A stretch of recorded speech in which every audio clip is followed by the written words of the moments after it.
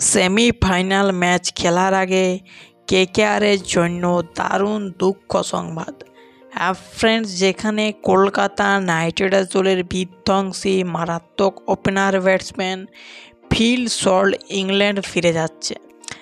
Friends, যেখানে এই সময় মোট 8টি প্লেয়ার আইপিএল ছেড়ে ইংল্যান্ডে চলে যাচ্ছে, যেখানে টি-20 ওয়ার্ল্ড কাপের জন্য ইংল্যান্ড ক্রিকেট বোর্ড নিজের প্লেয়ারদিকে আইপিএল না খেলার সিদ্ধান্ত দিচ্ছে।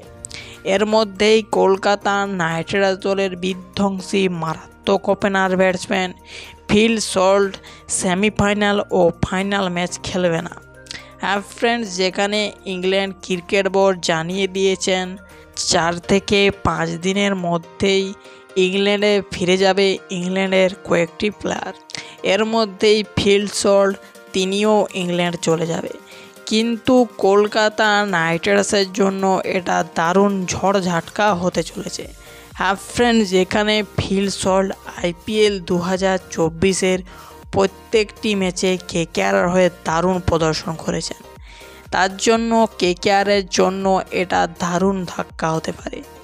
যেখানে কলকাতা নাইট রাইডার্স দল সেমিফাইনাল ম্যাচ নিশ্চয়ই খেলবে, কিন্তু কেকেআরের এই বিধ্বংসী মারাত্মক ওপেনার ব্যাটসম্যান যদি কেকেআরের একাদশে না থাকে তাহলে এটা দারুণ ধাক্কা হচ্ছে। কিন্তু ফিল সল্ট যদি কেকেআরের একাদশে না থাকে তাহলে তার পরিবর্তে কেকেআর দল কাকে ওপেনিং করাবে সেটাই থাকছে সব থেকে বড় প্রশ্ন।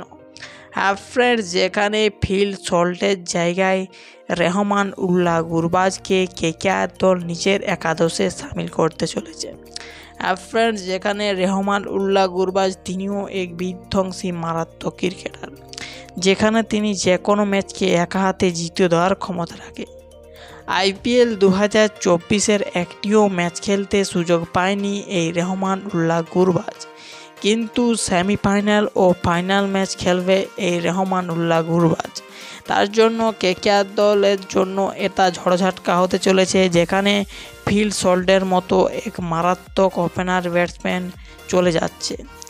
যেখানে কেকেআরের লাস্ট 14 নম্বর ম্যাচটি রয়েছে 19শে মে রাজস্থান রয়্যালসের বিরুদ্ধে, এবং এই ম্যাচটিতে নিশ্চয়ই আমরা কেকেআরের একাদশে রেহমান উল্লাহ গুরবাজকে কেকেআরের হয়ে ওপেনিং করতে দেখতে পাবো। এবং আপনাদের কি মনে হয়, যদি ফিল সল্ট কেকেআরের হয়ে সেমিফাইনাল ম্যাচ খেলে না তাহলে কেকেআর দল সেমিফাইনাল ম্যাচ জিততে পারবে কি পারবে না সেটা আপনারা কমেন্ট সেকশনে আপনাদের রায়টি জানাতে পারেন।